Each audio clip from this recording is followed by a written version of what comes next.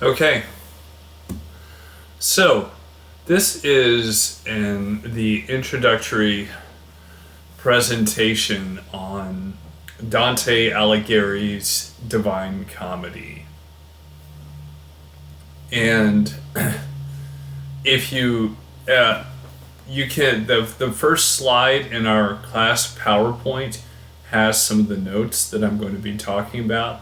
So you can pull that up and look at it as we go if you want to. But I'm going to be talking some from it and talking some not from that slide. But so Dante's Divine Comedy, among other things, it's interesting. So this is conceivably considered the greatest and maybe the most influential work of European literature. The 20th century poet T.S. Eliot kind of famously said that Dante and Shakespeare divide the world between them, and there is no other. Which is like there's a lot of others, but he was like, Dante and Shakespeare, those are the two greatest writers according to T.S. Eliot. Certainly they're the two most influential writers ever to come out of European literature. And so he was like, it's Dante over here and Shakespeare over here, and there's nobody else. They split the world between them.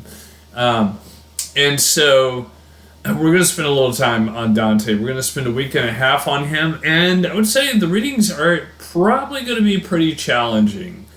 Originally they were written in poetic form, and so if you want a and originally this work was written in Italian, all right? If you want a translation that's in poetic form and in the form that Dante was writing in, as much as you can copy that in English, then I have that available in the content folder, a translation in poetic form. I also have a translation in prose available in the content folder. And so you can run with the prose translation, or you can go with the poetry translation. Okay, you can do either one. Now, for our first reading, for our first of the three readings, if you go with the poetry translation, that's in our textbook. Okay, so you can look at the textbook for that. But certainly for the second reading and the third reading that we do from Dante, the poetry translations for that or in the content folder. And then you can run with the poetry translations for all three. I mean, you can run with the prose translations for all three if you want to do that. And the prose translation is in the content folder. In the classroom, I will be teaching from the poetry translations. And so if you read the poetry, that might help you a little better to keep up with my talking about it, my teaching about it. But if you're like, the poetry is going to kill me, I'm sticking to the prose, you can do that too.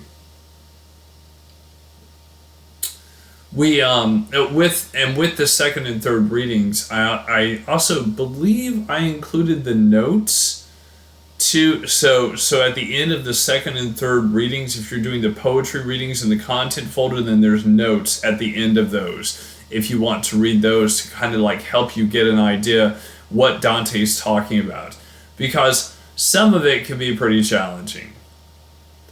All right, so introduction to this. It's interesting when this was first published, and I will go ahead and look at my slide here.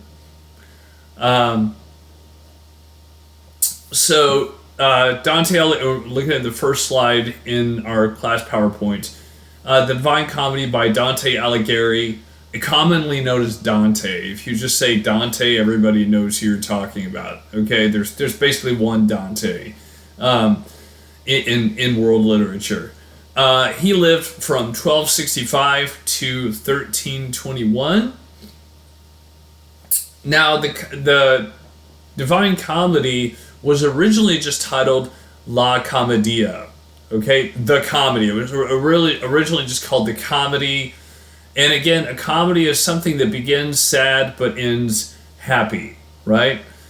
That how did it get the divine? How did the word divine get added to it? Well, we've already visited this guy once by way of Chaucer, but remember Boccaccio? Boccaccio being the guy that wrote the Decameron, which was a series of stories told by an imaginary group of like royalty who were hiding out in a woodland retreat while the Black Plague was killing everybody around them. And so remember, Chaucer kind of ripped off the Canterbury Tales from Boccaccio's Decameron, right?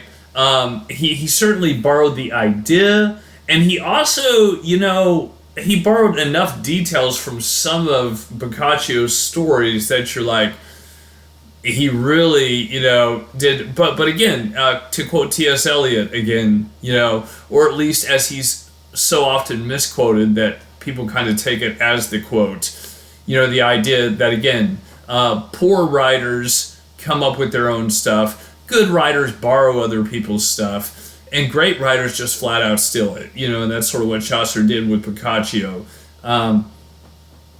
But Dante is also connected to Boccaccio in an interesting way, because when Boccaccio read the Divine Comedy, Boccaccio said, this isn't just the comedy, this is the Divine Comedy. This is the comedy of God. And so the name stuck, Dante called it the comedy. Boccaccio stuck the divine part on. And ever since then, it's been known as the Divine Comedy. All right, so what is the Divine Comedy?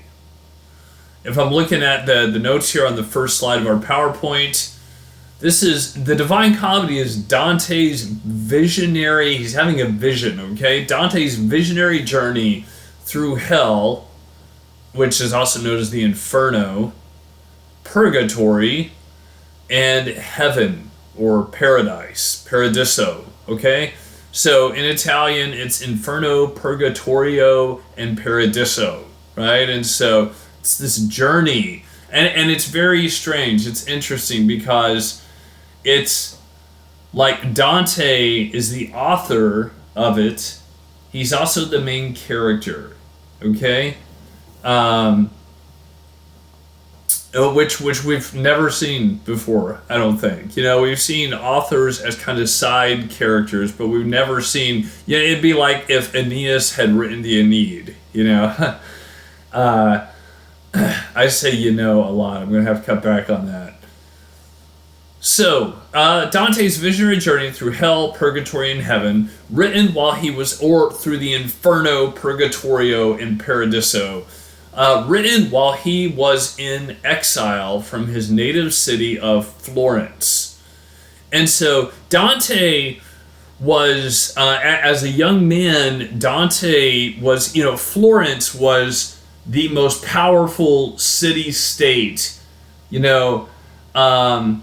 in what was to become the country of Italy, So Italy was kind of broken up into these city-states, these kind of individually run places with their own governments in place, and eventually they would come together as Italy. But at this time, Florence, I'm not sure if it was the most powerful, but if it wasn't, it was soon to be the most powerful, certainly the most influential, because a little later on, Florence became the economic center of Europe, okay?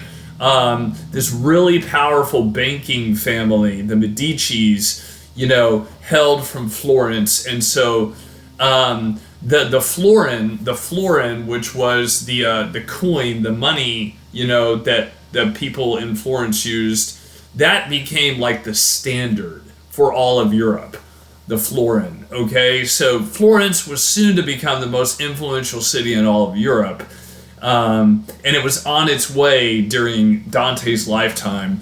But Dante, as a young man, had this he was on an uphill trajectory politically. He was very influential in politics and stuff, but he was a member of one of two warring families. So there were these two families at war with each other in the city of Florence, kind of a Romeo and Juliet type thing, and Dante was on top, doing awesome, and then suddenly, through some outside help, the other family came to power. And there was a bunch of massacre, a lot of people got killed. There's civil war in the streets. And Dante, when this other family came into power and their allies came into power, Dante was forced into exile, And if he ever returned, he would have been executed. And basically, he would also had to leave his wife and kids. So Dante lost his job. He lost his home that he'd grown up in, his city that he'd grown up in. He lost his wife, his kids, exile, right?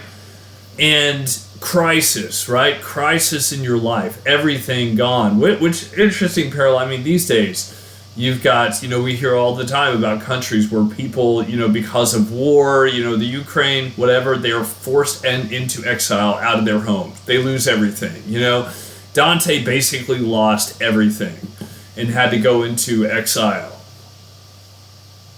And so while he was in exile during the last decade of his life, maybe, he wrote, the greatest work of European literature, the Divine Comedy.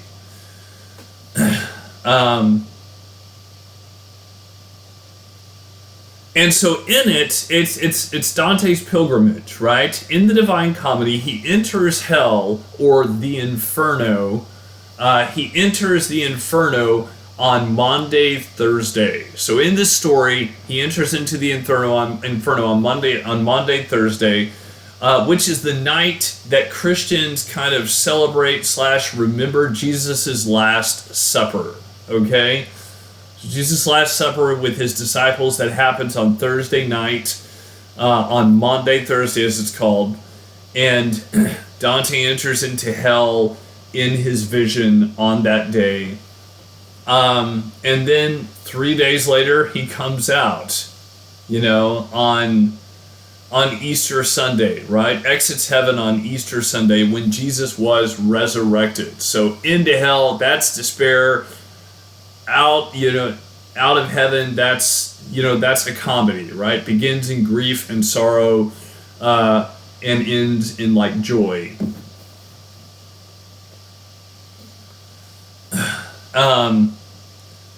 The most famous line of the Divine Comedy, and if you'll give me 1 second, I want to quote it properly.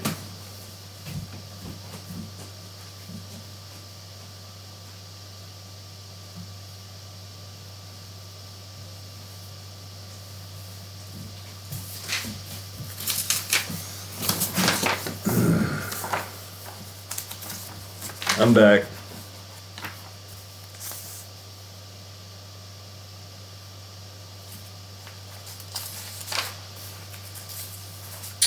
Yeah, so the most famous line of the Divine Comedy is the opening line. And it says, "Midway in our life's journey, I went astray from the strange road and woke to find myself alone in a dark wood." So midway in life's journey, I woke up and I found myself lost in a dark wood. And that's in a dark forest, right? And so basically I had a midlife crisis and I woke up and I was lost in a forest at night. That's the opening lines of the Divine Comedy. And so it's in the dream, in the vision, it's literal. He wakes up, he's there in a dark wood, but it's also metaphorical, right? It's where he was in life. He was having a midlife crisis in the worst possible way. And so it's metaphorical, it's literal. You've got some different things going on there. Okay, and so as we go on, third bullet point on our PowerPoint slide, Dante is led by Virgil. Virgil, author of the Aeneid, right? So in his vision, Dante is led by Virgil, who is sent by Dante's former lover, Beatrice, now in heaven, who will take over as Dante's guide once he gets to heaven. So there was this girl that Dante was like infatuated with in Florence. And it's funny because he was hopelessly in love with her and wanted to marry her, and he'd almost never even talked to her. They met like I think they met like twice in their lives. Once at a party and once on the street going somewhere. Twice, maybe 3 times they met, but they basically didn't know each other, you know? But I mean, they had some common acquaintances and stuff, but Dante just became obsessively infatuated with her. And then, you know, they grew up and she died. He got married, you know, to somebody else, and I forget which happened first, but basically he was infatuated with this woman that he didn't really know, except he met her a couple of times, right? But he ends up writing the Divine Comedy in which she becomes like a central character. So he's lost in these woods having a midlife crisis, and Beatrice, who is up in heaven, you know, she sends the poet Virgil, who is down in hell, and down in the Inferno, and we'll talk more about that later when we discuss our first reading. But she sends down to Virgil to ask him, Virgil, would you please go help Dante? This guy that had a crush on me when we were on Earth together, right? Would you please go help him because he's lost. He's having a midlife crisis. He's in the dark woods, right? And so Virgil, who was Dante's favorite poet, which is why he picks him, you know, who was also an epic poet, right? Dante sends, Beatrice sends Virgil to get Dante and to be his guide. Only because Virgil was not a Christian, which is why he's in the Inferno, he can lead Dante through the first 2 stages of the journey, the Inferno and Purgatory, but he can't lead him through heaven, which is why Beatrice meets them when Dante gets to heaven. All right. Dante saw the Holy Roman Empire presided over by the Catholic Church as fulfilling the ultimate mission of the Roman Empire. And so if you think about it, you know, Dante's a Catholic, and, you know, Rome, which is in Italy, is like the head of the Roman Empire, is the head of the Roman Empire, the Holy Roman Empire, which the Holy Roman Empire means Catholic-controlled Europe, right? And so it's interesting that Virgil writes the Aeneid, which is about the founding of the Roman Empire, and the Aeneid being an epic poem, right? And then Dante writes the Divine Comedy, which is an epic poem about, you know, set in the Holy Roman Empire, right? Which is the Catholic control of what used to be controlled by the Romans. And so that's you know, one of the big reasons that Dante chooses Virgil to be his guide through, you know, this epic, because Dante really admires Virgil, you know, as an epic poet. Dante's trying to write the next great epic poem, and so he's kind of inspired by Virgil, you know, who did it with the Aeneid, but also he sees himself as like the continuer, right, the heir of Virgil. Virgil wrote about the Roman Empire. Dante's writing about the Holy Roman Empire. So there's like continuity there.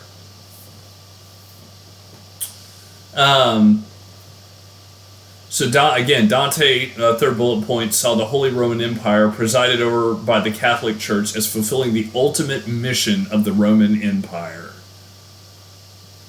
All right. And of course, that takes us all the way back to Augustus and his Pax Romana, where Augustus came in with his gospel, the good news, meaning that Augustus was like, I've made world peace. I've established a Roman Empire. I've made world peace, right?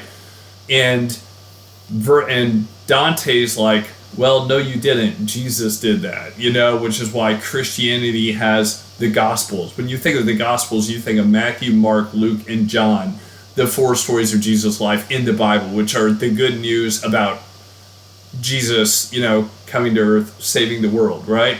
But Dante sees Christianity as the fulfillment of, what the Roman Empire thought it was doing, right? Okay.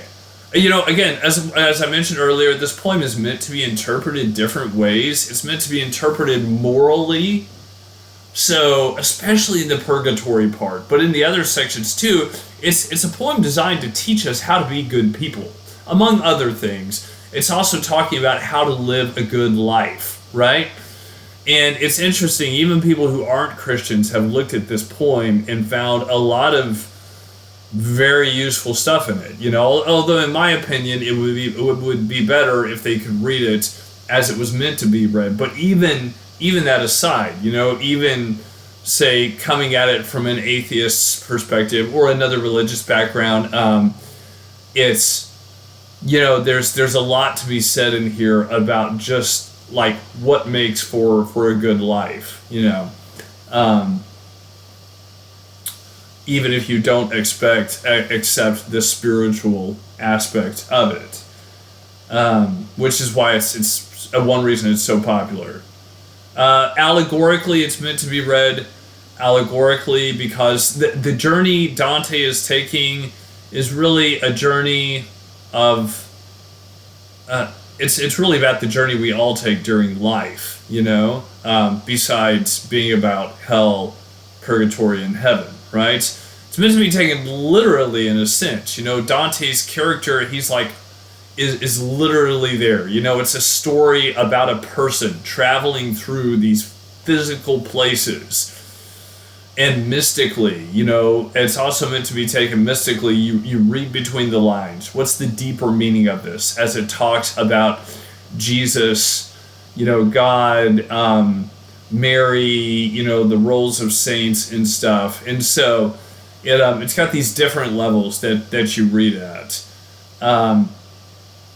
which really arguably most medieval literature has those 4 levels: the moral, the allegorical, the literal, and the mystical. Finally, I do want to mention that there are, there's the 3 sections to the Divine Comedy, and each of them has on average 33 long poems. So the Divine Comedy altogether is 100 poems. 100 poems. And each poem is 3 or 4 pages long, and each poem, each section has about, on average, 33 poems. I believe the Inferno has 34 poems. The poems are called cantos, okay? So the poems are called cantos. There's 100 cantos in the whole thing.